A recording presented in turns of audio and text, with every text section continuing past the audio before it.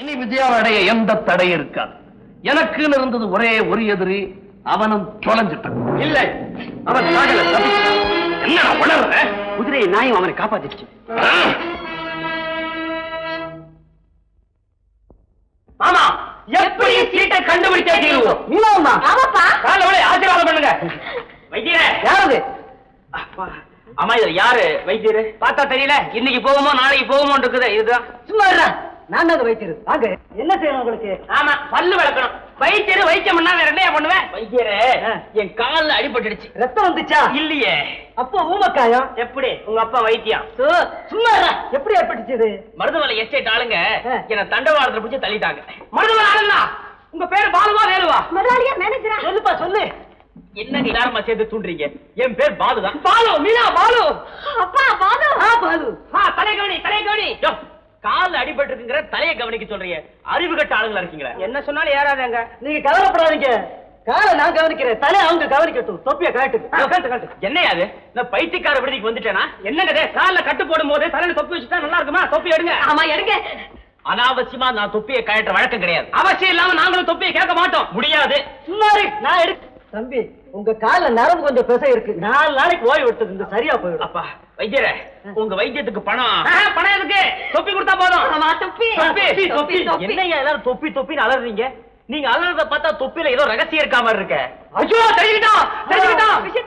ஆமா ஆமா, தொப்பி வேணாம். இப்ப வேண்டாம், அப்புறமா வேணும். என்னையா அது? ஒண்ணு இல்ல, தொப்பி கலட்டினா அதாவது தலையில கொஞ்சம் தைலம் தேய்க்கலாம். என்னையா கால் அடிபட்டு இருக்கு, தலையில தைலம் தடவறியா நீ? உங்க நன்மைக்காகத்தான சொல்றோம். தலையில தேய்ச்சா அப்படியே காலுக்கு இறக்கிடுவோம். இத பாரியா, என்ன ஏமாத்த முடியாது. விஷயத்தை சொன்னாதான் தொப்பியை தருவேன்.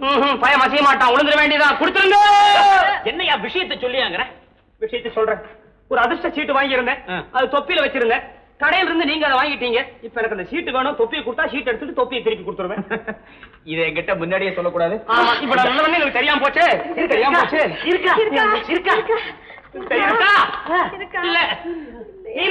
பாலுவாடி படிக்கிறதா? ஐயா, உங்களை இல்லீங்க. சீட்ல ஒருத்தர் பேர் அடி இருக்கும். உங்க பேர் முதல்ல அடிச்சிருக்கோம். பா, என்னப்பா இது? ஆமா, உங்க சோதனைக்கு நான் தான் முத பலியா? இன்னும் 3 பேர் இருக்காங்க. அடுத்த ஆளுங்களை போய் பார்த்துட்டு வந்துடுறேன். வெற்றியோட போ. மீனா போமா, மாப்பிள சூப்பரா போ. மாப்பிள வைத்தியரே, மருந்து கொடுங்க, நான் சீக்கிரம் போன நேரம் ஆச்சு. தம்பி, நரம்பு பேசுகள் 4 நாளைக்கு நகரவே கூடாது. நகர்ந்த நடக்கவே முடியாது. 4 நாளைக்கா? நல்ல வேலை எலும்பு ஒடியலன்னு சொல்லு, இல்லன்னா 4 மாசம் ஆகும். அப்பா, இரு மருந்து எடுத்தாரு. அப்பா,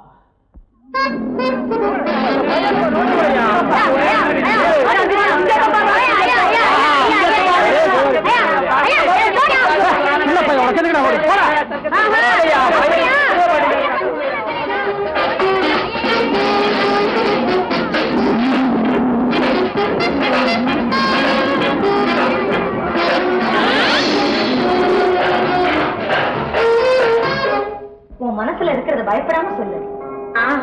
ஸ்டேட் மேனேஜர் பாலுவை தான் காதலிக்கிறியா? ஆமா, காதலிக்கிறது தப்புன்னு நான் சொல்லல. ஆனா அது பெரியவங்களுக்கு தெரியாம மறைக்கிறதா பெரிய தப்பு. சொல்லணும்னு நினைச்சேன், ஆனா சொன்னா கோவிச்சுக்கதான் நான் சொல்லாமே இருந்துட்டேன். காதலிச்சு கல்யாணம் செய்ததுனால என் வாழ்வு பறிப்போனது நினைச்சு உன்னை தடுத்துருவேன்னு தானே நினைச்சேன். அக்கா பேசாதே, என்ன நினைச்சு ஒன்ன அழிச்சுக்காத. போய் கூட்டிக்கிட்டு வா, நானும் பார்த்த மாதிரி இருக்கும். உடனே கல்யாணத்துக்கு நாள் வச்சிடுறேன். நாம இங்க வந்தது கூட அவருக்கு தெரியாது. அவருக்கு சொன்னு நினைச்சேன், சொல்லாமலே வந்துட்ட. எங்க நீ விட்டா தானே பொழுது போன நேரத்துல வெளியே போக கூடாது. அதுக்கு மறுநாளே நாம இங்க வந்துட்டோம். சரி சரி, பாபுவை துணைக்கு கூட்டிட்டு போய் அவரை இங்க அழைச்சிட்டு வா. நம்ம ஊருக்கு 2 சிங்கம் இருக்கு. சிங்கத்தை பார்க்க நாளைக்கு போவோம். இன்னைக்கு வேற இடத்துக்கு போவோம். வா. நான் மாட்டேன், அந்த வேலை நாளைக்கு பாத்துக்கலாம். இப்போ என்ன? கண்ணிலே வீரம். இவர்தான் மாஸ்டர் முத்து.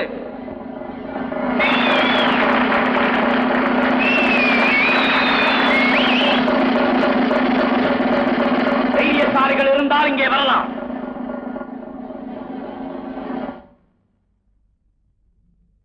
இவ்வளவு பெரிய கும்பல ஒரு தைரியசாலி கூட இல்லையா? நான் இருக்கேன்.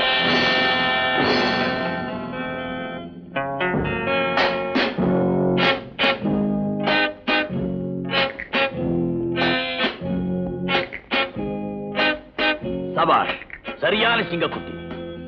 உன் பேரு? பாபு. பயப்படாத பாபு.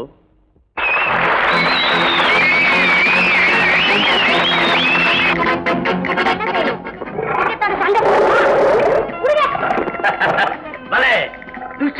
பிறந்த பரத மாதிரி தைரியமா இருக்கே. என்னங்க இது நம்ம பிள்ளையா இருக்க கூடாதா? நல்லா பிடிச்சிருக்கடா டேய் கண்ணா. என்னோட வரியாடா தம்பி.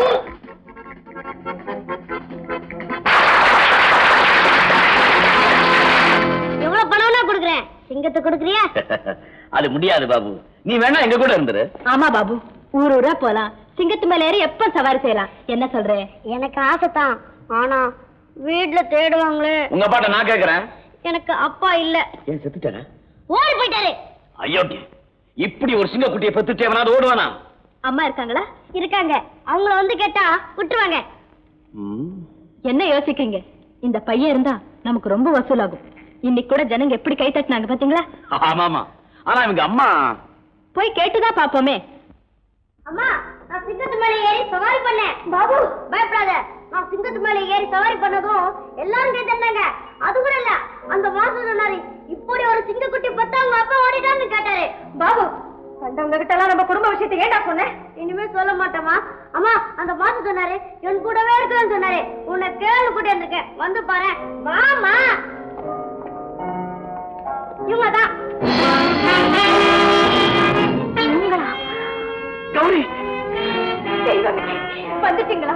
திரும்பி வந்துட்டீங்களா? பாபு, இவர் தாண்டா உங்க அப்பா. நீ ஆசீர்வாதம் வாங்கிக்க. அப்பாவா?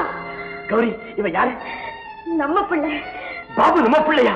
பாபு, பாபு. போதும், பெத்த தகப்பன பிள்ளைக்கு தாயே அறிமுகம் செய்து வைக்கிற காட்சி ரொம்ப ஜோர். வாங்க ராணி.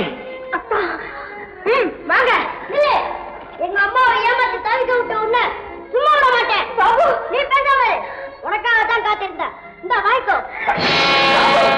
உங்க அப்பாவே அடிக்கிறீங்க, உனக்கு அவ்வளவு தைரியமா? நிறுத்து. என்ன அடிச்சு அவமானப்படுத்தணும்னே பிள்ளை வளர்த்து வச்சிருக்கியா? ஐயோ, அப்படிலாம் சொல்லாதீங்க. டேய், நான் சிங்கத்தோட பழகிறவன். ஏய், நான் சிங்கத்துக்கு பிறந்தவன். பிச்சைக்கார பயலே. யார் பிச்சைக்காரன்? நீதான். 4 பேர் முன்னாடி பிச்சை காட்டி படிக்கிற. எங்களுக்கு எஸ்டேட் இருக்கு. இப்போ கூட அம்மா கிட்ட 3 லட்சம் ரூபாய் இருக்கு. தெரிஞ்சுக்கோ, அதான் சிங்கத்தை கூட வரை கேட்டேன். பாபு, பாபு, நீ தாண்டா என் பிள்ளை. உங்க அம்மா உன்னை எப்படி வளர்த்துருக்கான்னு பார்க்கத்தான் இப்படி கோவமா பேசினேன். என்ன மன்னிச்சுதா கண்ணு? ஆனா உன்னை பிடிக்க உன் சிங்கம் தான் பிடிச்சிருக்கு. பாபு, கௌரி, அவன் என்ன செய்வான்? நான் தான் தப்பு பண்ணிட்டேன். உன்னை விட்டு பிரிஞ்சதுல இருந்து நான் உன்னை தேடித்தான் அலையிறேன். அப்படியா? ஆமா, சம்பாதிக்க முடியாம உன் தங்கச்சி அனுப்பின பணத்துல குடும்பம் நடத்துறது பிடிக்காமத்தான் வீட்டை விட்டு வெளியேறின. ஒரு தோட்டத்துல கூலிக்கு மரம் வெட்டி பணம் சேர்த்தேன்.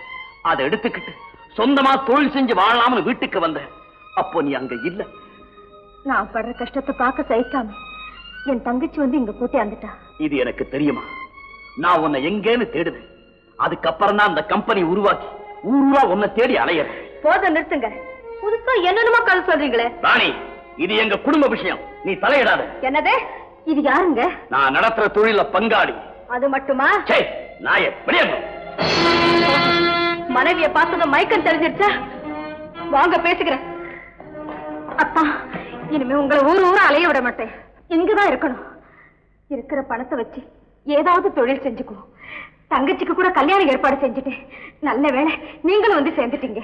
அடடே, மறந்தே போறேன். உன் தங்கச்சியை கூப்பிடு, யாரும் பார்க்க. வெளியில போயிருக்கா, இப்ப வந்துடுவா. அப்படியா? சரி, நான் இப்பவே போய் கம்பெனி அவகிட்ட ஒப்படைச்சிட்டு திரும்புறேன். அப்பா, மறுபடியும் கவலைப்படாதே கௌரி, உன் தங்கச்சி வரத்துக்குள்ளி நானும் வந்துடுறேன். கவலைப்படாதே. கடவுளே, இந்த வாழ்க்கை திரும்பவும் எனக்கு கிடைச்சிடுச்சு. அடடே, அவர் போயிட்டாரே.